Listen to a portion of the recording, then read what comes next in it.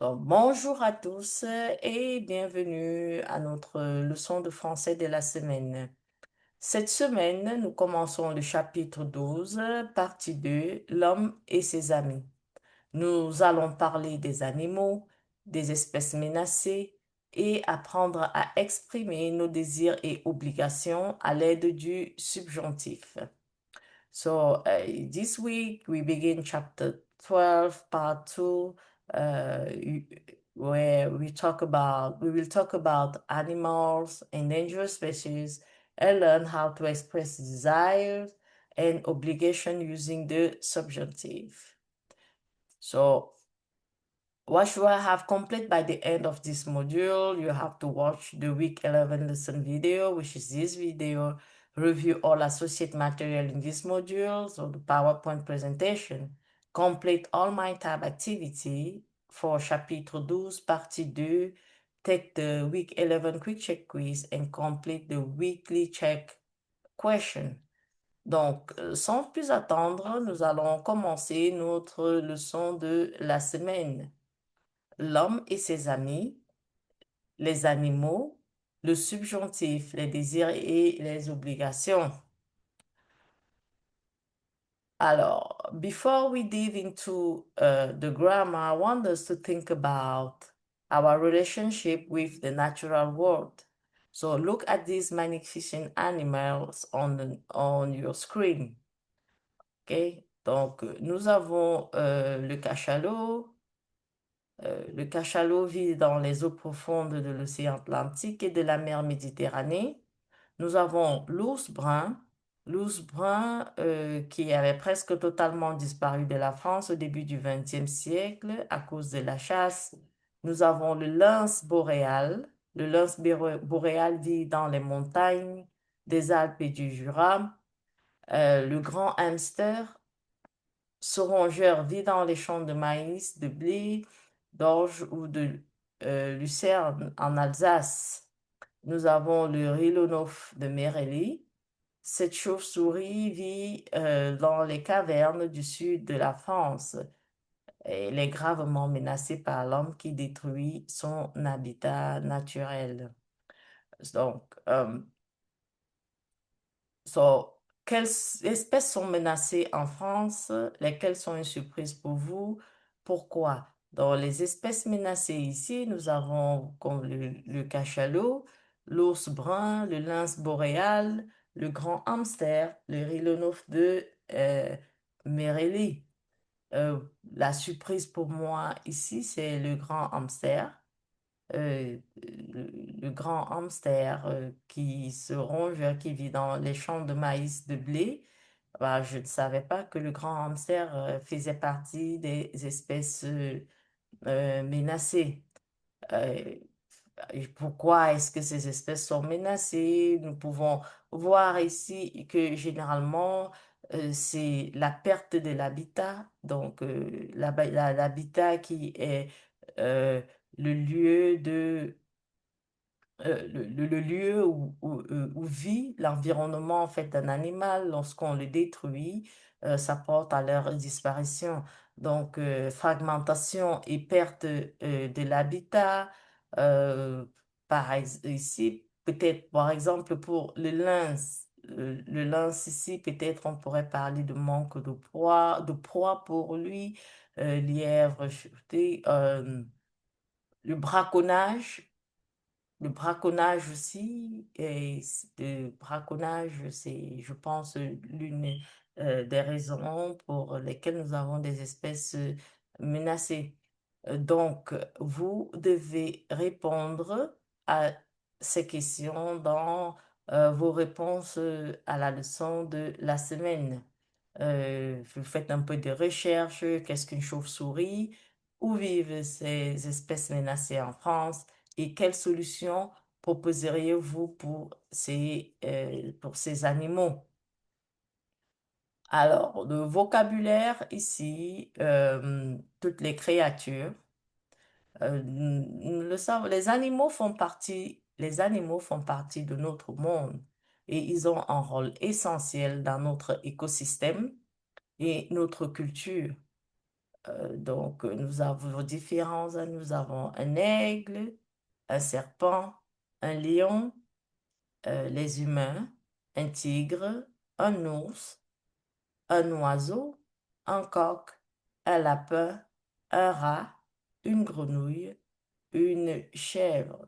So you have already learned the following animal vocabulary like un chien, un dog, un chat, un canard, un poisson. Et vous avez more vocabulary here. Une animalerie is the pet store. Une animalerie, the pet store. Une créature, creature. Les moustaches, whiskers. Une patte, paw. Les poils, animal hair or fur. Une queue, tail. Un refuge is a shelter. Un requin, shark. So this is the vocabulary you have to learn for this module, and all the vocabulary you already know about animals. Okay? So let's go ahead and practice some vocabulary. Donc, le plus féroce, choisissez l'animal qui est le plus féroce. Nous avons une souris, mouse, un serpent, un snake. Donc, entre une souris et un serpent, je dirais que c'est le serpent. Le serpent est plus féroce. Le serpent est plus féroce. Euh, une chèvre, un requin. Le requin est plus féroce. Donc, un rat et un hamster. Ici, le rat, il est plus féroce que le hamster. Un lapin et un ours. L'ours, il est plus féroce que le lapin. Un humain et un lion. Le lion, il est plus féroce que l'humain. Une vache, un oiseau. La vache, elle est plus féroce que un oiseau. Euh, une autre activité, les animaux et les caractéristiques humaines.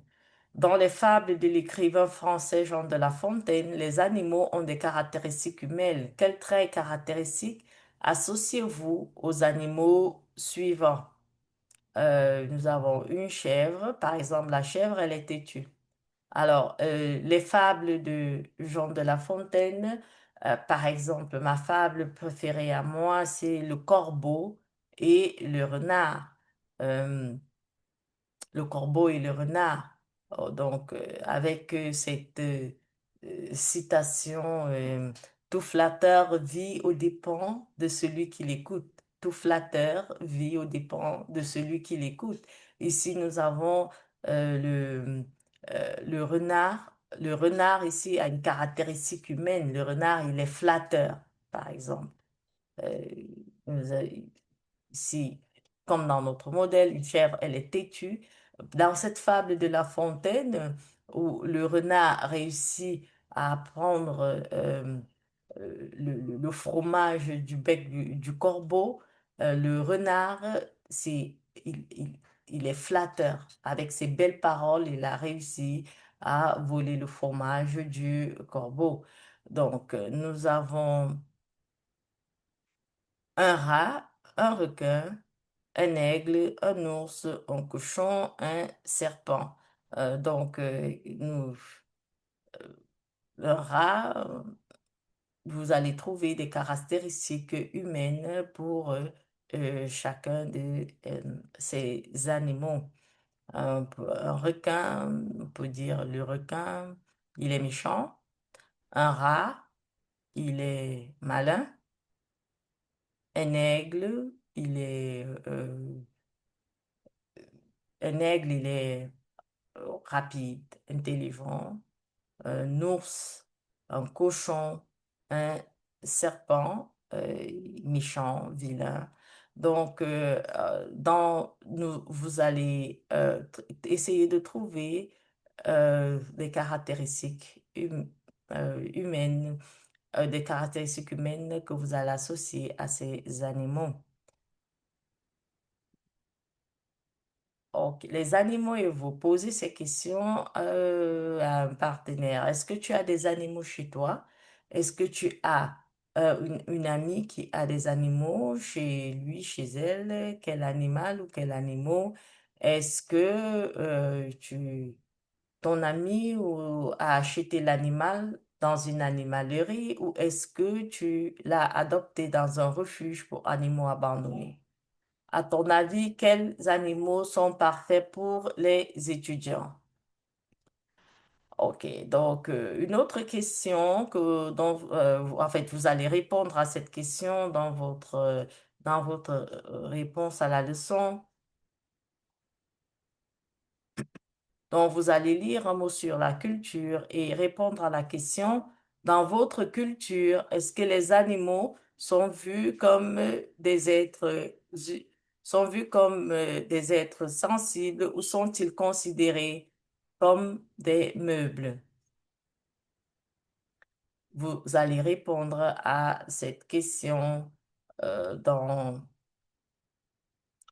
euh, vos réponses à la leçon. OK?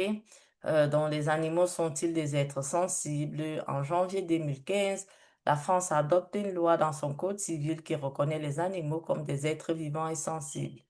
Avant cette loi, les animaux étaient considérés comme des meubles ou des objets. Nous pouvons être fiers de cette réforme de progrès et d'humanisme, dit Réa Hutin, présidente de la Fondation 30 millions d'amis en France.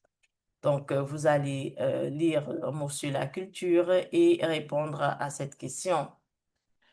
Donc, hmm, nous avons parlé ici des faits. Nous avons établi un problème des animaux magnifiques sont en danger. OK? So, we have established a problem. Beautiful animals are in danger.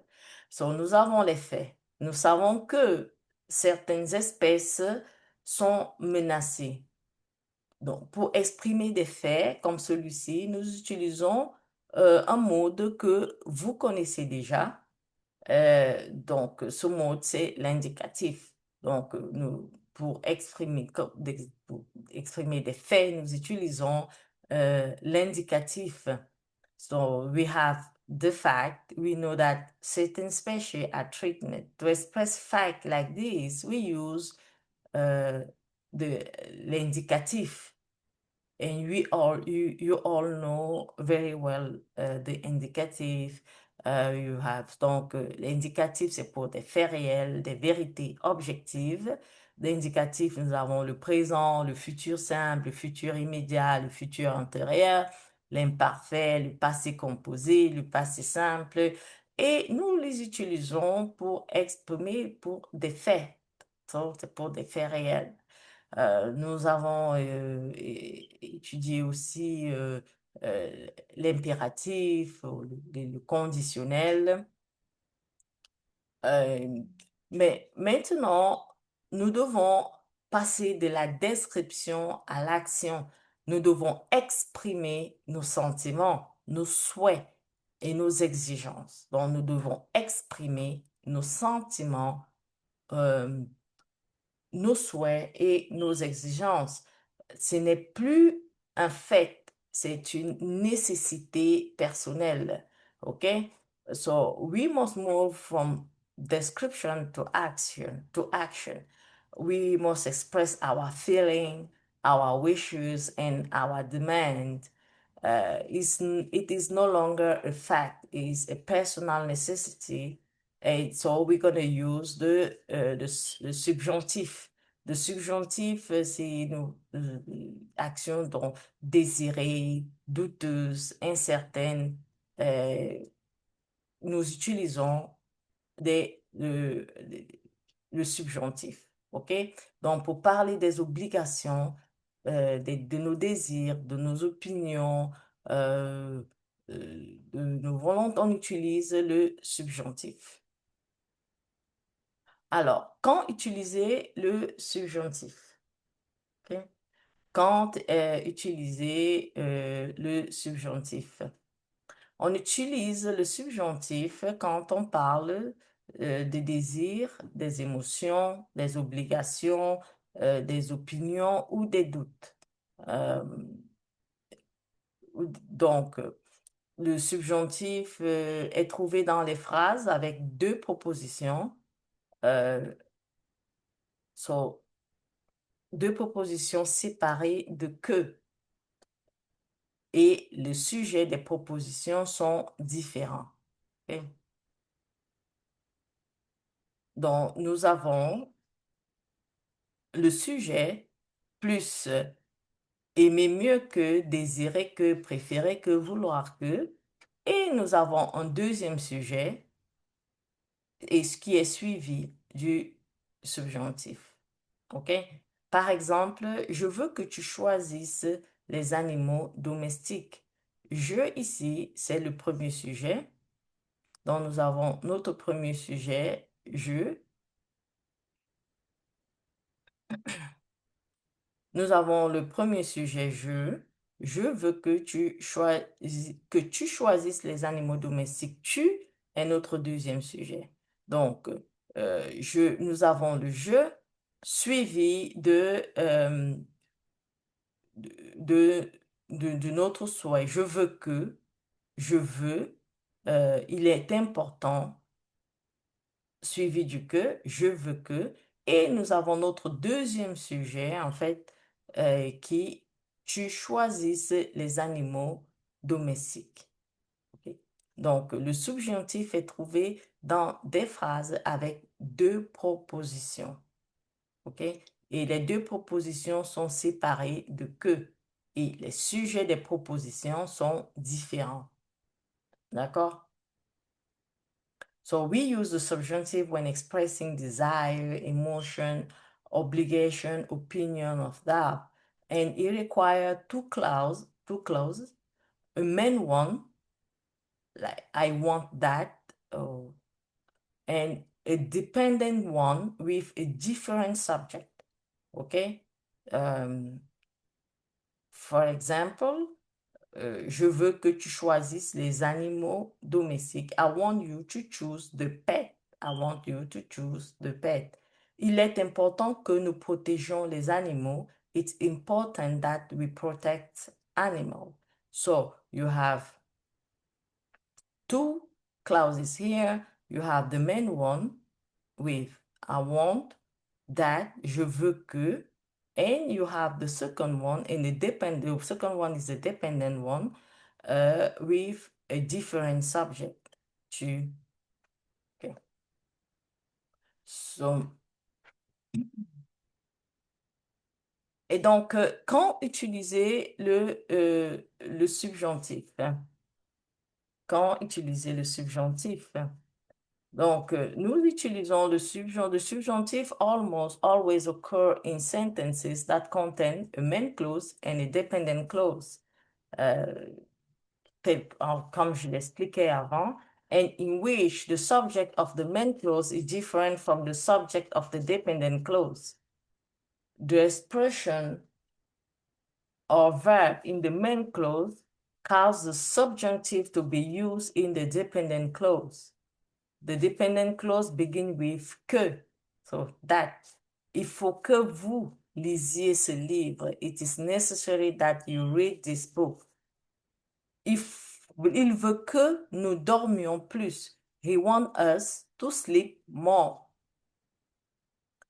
So, the subjunctive commonly occur after this verb and expression of volition, opinion, and obligation. So, par exemple, il ne faut pas que, il vaut mieux que, il n'est pas nécessaire que, il n'est pas important que, donc vous avez aimé mieux que, désirer que, préférer que, vouloir que. Il vaut mieux que vous payiez l'addition. It's better that you pay the bill. Il vaut mieux que vous payiez l'addition. Il est important que tu te brosses les dents. It's important for you to brush your teeth. Je préfère que tu ne te lèves pas à midi. I prefer that you don't get up at noon. L'enfant veut que sa mère l'habille. The child wants his mother to dress him. Okay? So so you have a key expression that trigger the subjunctive. Okay? It's necessary that, it's important that, it's better that, il est nécessaire que, il faut que, il vaut mieux que, euh, il faut que nous recyclions, ok? Il faut que nous recyclions. euh, il vaut mieux que vous payiez l'addition. Il est important que tu te brosses les dents.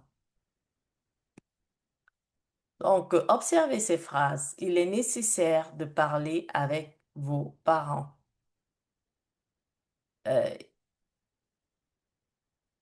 combien de sujets vous avez? Il faut recycler. Il vaut mieux trouver une poste. Donc, ici, dans les premiers, vous avez un sujet. Le sujet ici, c'est il. Il est nécessaire de parler avec vos parents. Il faut recycler. Il vaut mieux trouver une poste. Nous avons un sujet ici. Par contre, dans les deuxièmes phrases, il est nécessaire que vous parliez avec vos parents. Il faut qu'il recycle. Il vaut mieux que nous trouvions une poste. Nous avons deux sujets. Donc, le sujet de la première phrase, il est nécessaire. Et nous avons un deuxième sujet, donc la seconde, de la seconde phrase, que vous parliez avec vos parents. Il faut qu'il recycle. Il vaut mieux que nous trouvions une poste, il et nous, deux sujets, et les deux sujets sont connectés par que. Nous avons les deux sujets et ils sont connectés par que. Il est nécessaire que vous parliez avec vos parents, il faut qu'ils recyclent, il vaut mieux que nous trouvions une poste. Donc nous avons deux sujets connectés par que. Alors, comment formuler le subjonctif? Donc, comment formuler le subjonctif? Alors, nous avons trois étapes pour formuler le subjonctif. Donc, the present subjunctive for most verbs is formed by dropping the ENT from the third person plural form, donc the il, elle of the present indicative and adding the subjunctive ending I donc E, ES, E, IONS, IEZ, N, ENT. Alors, nous avons trois étapes ici. Pour former le subjonctif, nous allons prendre la forme il, elle du verbe au présent. OK? Donc, nous prenons la il, elle forme du verbe au présent. OK? Euh, Par exemple, nous allons utiliser le verbe regarder, ok? Donc, nous allons dire voici la il, elle forme de et à cette forme, nous allons retirer euh, la terminaison, ok, du verbe. Dans le ENT, nous allons le retirer. Nous enlevons la terminaison ENT et nous allons ajouter à, euh, et nous allons ajouter euh, E, ES, E, IONS, IEZ, ENT. OK? À la terminaison de verbe pour former le subjonctif. Donc, par exemple, avec le verbe regarder. OK? Donc, avec le verbe regarder, qu'est-ce que nous allons faire? Verbe regarder, nous allons utiliser la forme de ILS, donc il, pluriel, regarde, nous allons utiliser cette forme. Nous allons enlever le ENT et quand nous enlevons le ENT, nous allons maintenant avec chaque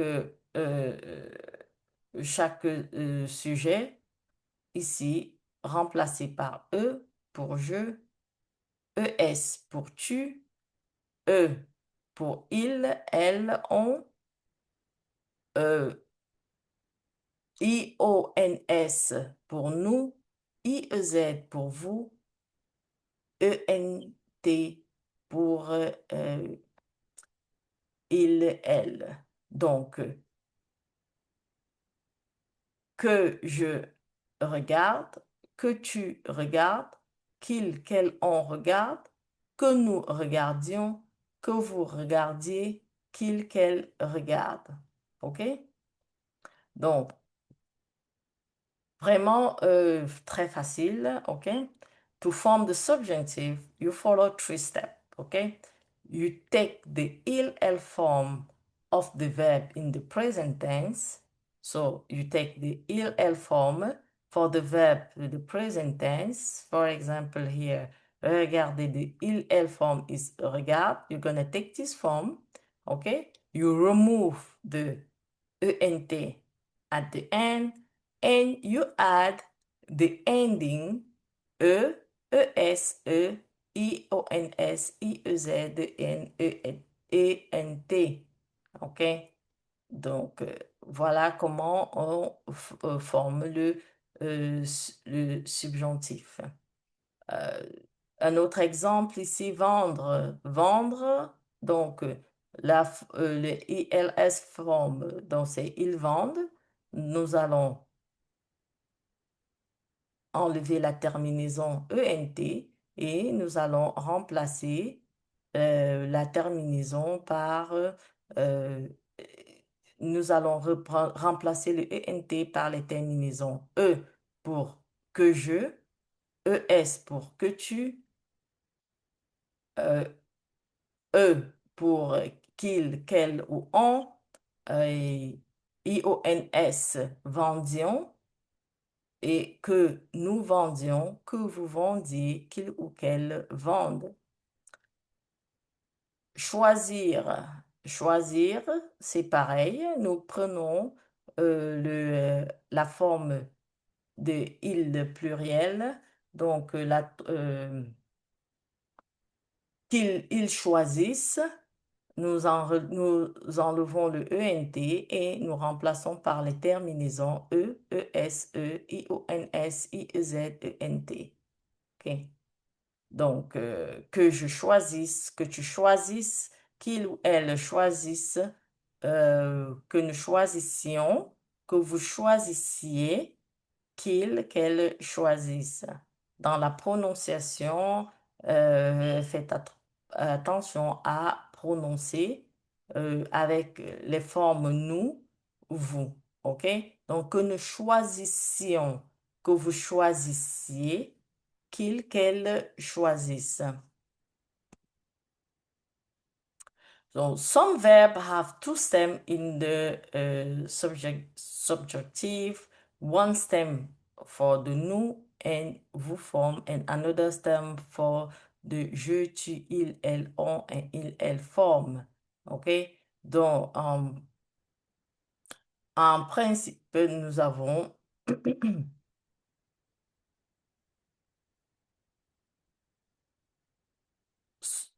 some verbs have two stems in the subjunctive, one stem for the nous and vous forme, and another stem for the je, tu, il, elle, on, et il, elle forme. Par exemple, nous avons le verbe acheter. OK? Donc, ici, disons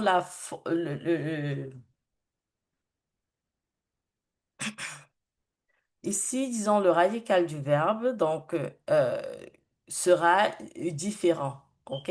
Donc, pour les formes je, tu, il, elle, et il, elle au pluriel, nous allons utiliser une forme et puis pour nous et vous, nous allons utiliser une autre forme. OK? Donc, par exemple, le verbe acheter.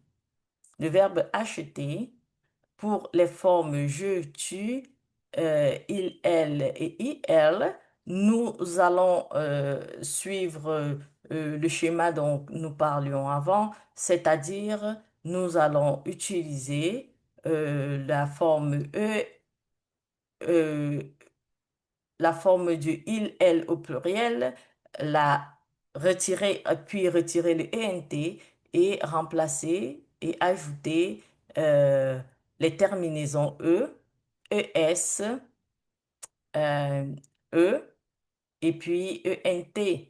Mais par contre, nous, les nous, pour nous et vous, OK? Donc, nous allons utiliser en fait le nous, nous et vous, le radical de nous et vous, OK? Donc, par exemple, là, euh, achetions et achetiez, OK? Donc, là, nous allons plutôt utiliser les formes de nous et vous au présent et puis ajouter les terminaisons IONS et IEZ. Un autre exemple avec le verbe boire, oui, le verbe boire aussi. Donc, pour les formes je, tu, il, elle et il, elle au pluriel, nous allons utiliser le radical de la forme il, et enlever le ENT et remplacer par les terminaisons ES, E et ENT. Mais par contre, euh, par contre, pour les formes nous et vous, nous allons utiliser le radical de nous et vous du verbe au présent de l'indicatif. Par exemple, nous avons ici buvions et buviez. OK? Donc, pour les formes je, tu, il et il, elle, nous utilisons cette forme.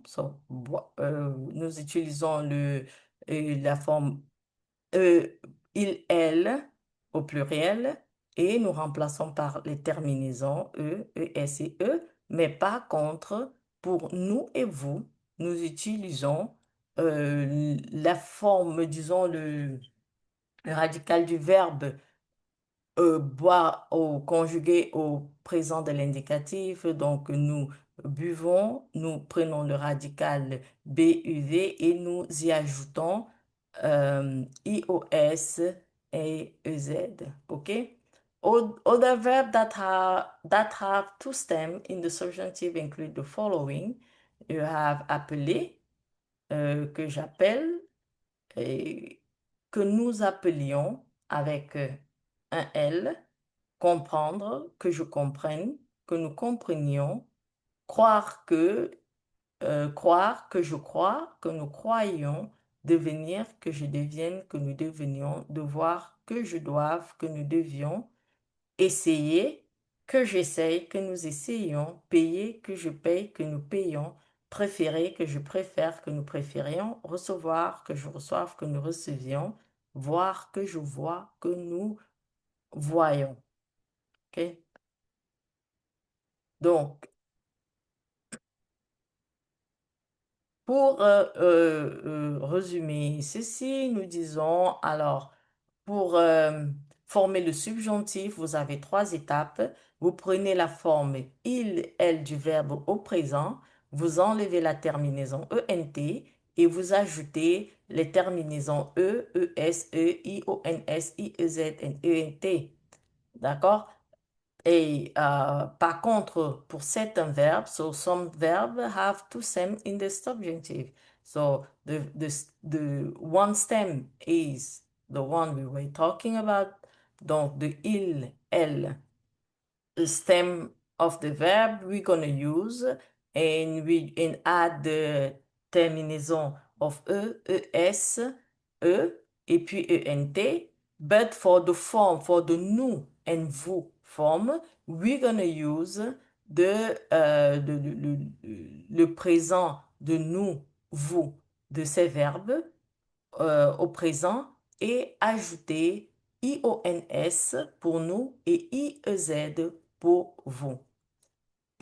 Alors, donc, nous avons, pratiquons avec quelques exercices. Euh, les animaux et les humains. Complétez les phrases avec le verbe approprié. Il est important qu'un ours, il est important qu'un ours dorme beaucoup. Il est important qu'un ours dorme beaucoup. Donc, ici, le sujet, c'est il. Donc, qu'un ours dorme beaucoup, nous prenons la forme de il, elle au pluriel, dorme, nous allons enlever le ENT et nous allons remplacer par la terminaison à la troisième personne du singulier, donc eux, et il est important qu'on nous dorme beaucoup. Il ne faut pas qu'un chien prenne du chocolat. Il ne faut pas, c'est le bien, il ne faut pas qu'un chien prenne du chocolat. Il ne faut pas que nous abandonnions, il ne faut pas que nous abandonnions les animaux. Il faut qu'on reconnaisse les droits des animaux.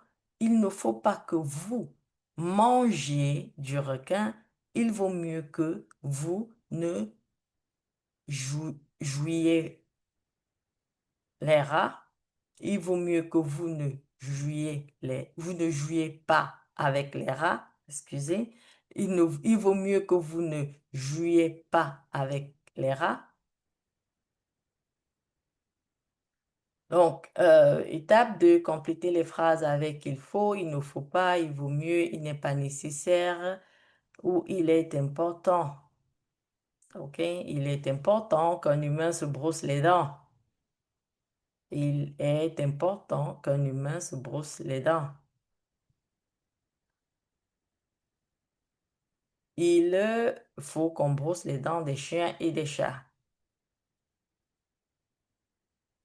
Il ne faut pas qu'un humain prenne de la viande rouge.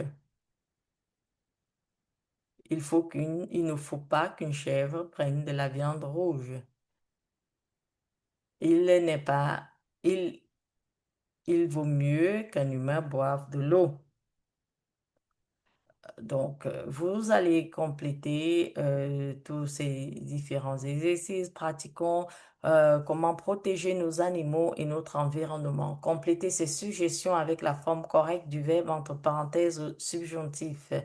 Il est nécessaire que vous ne vendiez pas des poils. Pour le verbe vendre, il est nécessaire que vous, le sujet c'est vous, que vous ne vendiez pas des poils. Il faut que vous regardiez des documentaires, vous regardez. Il faut que nous donnions de l'argent au refuge.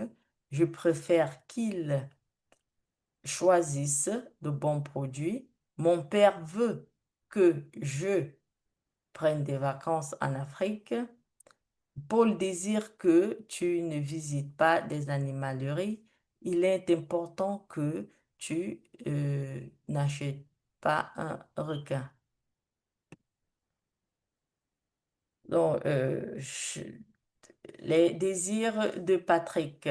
Vous allez prendre le soin de essayer de compléter cet exercice par vous-même pour vous exercer. Le neveu et la nièce d'Abia du film Liaison, Patrick et autres, parlent de leurs désirs et de ceux des membres de leur famille. Complétez les phrases avec la forme appropriée du verbe qui convient. Donc, vous avez des réponses là, mais prenez le soin de vous exercer pour mieux comprendre le subjectif, comment l'utiliser et comment le former. OK? Donc, qu'est-ce que vous désirez de la part des personnes suivantes? Complétez les phrases avec les verbes donnés. Euh, un autre exercice que vous aurez à compléter. Et bien sûr, n'oubliez pas de compléter vos exercices sur MindTime, tous vos devoirs sur MindTime. Et Donc, ce que nous pouvons retenir dans cette semaine, nous avons appris le vocabulaire des animaux et de la protection de l'environnement, comment former et utiliser le subjonctif et des expressions clés pour partager des désirs et obligations. Et puis l'importance culturelle de la protection animale dans le monde francophone. This week we learn about animal and environmental protection, how to form and use the subjunctive, a key expression for desire and obligation. Je veux que, il faut que, il est nécessaire que. Et, they say, don't forget to complete all your homework activity on MindTap, answer to the weekly check question, okay? And you have your weekly check quiz on GoView. So thank you for your attention. Keep practicing the subjunctive in your conversation and MindTap activity. See you next week for week 12. And if you have any question or any doubt, you just email me. Just contact me, email me, and we're gonna work on it. Okay, au revoir.